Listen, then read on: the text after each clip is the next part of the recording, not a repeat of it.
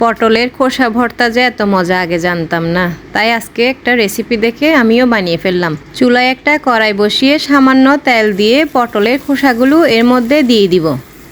পটলের খোসাগুলোর সাথে কয়েকটা আমি লাউ পাতাও দিয়ে দিব, তাই লাউ পাতা নিয়ে কুচি করে নিয়েছি। ওগুলো পটলের খোসার সাথে দিয়ে ভালো করে ভেজে নিব।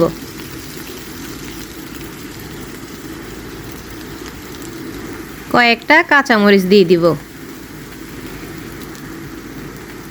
রসুনের কোয়া দিয়ে দিব, দিয়ে ভালো করে নেড়ে নিব। এবার পটলের খোসাগুলোর মধ্যে সামান্য পানি দিয়ে সিদ্ধ করে নিব। মাঝে মাঝে ঢাকনা উল্টিয়ে নেড়ে দিব।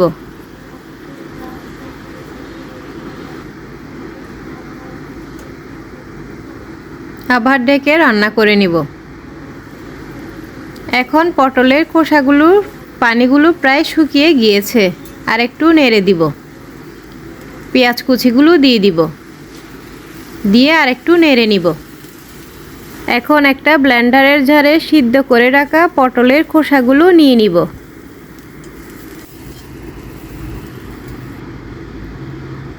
এখন ধনেপাতা কুচি দিয়ে দিব, সামান্য লবণ দিয়ে সব একসাথে ব্লেন্ড করে নিব। পটলের খোসাগুলো ব্লেন্ড করা হয়ে গিয়েছে, এবার একটা বাটিতে ঢেলে নিব।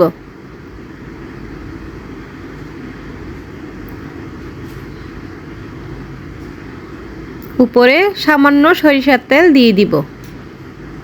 পটলের খোসার এই ভর্তাটা কেমন লেগেছে আপনারা কমেন্ট বক্সে জানাবেন। আচ্ছা, সবাই ভালো থাকবেন।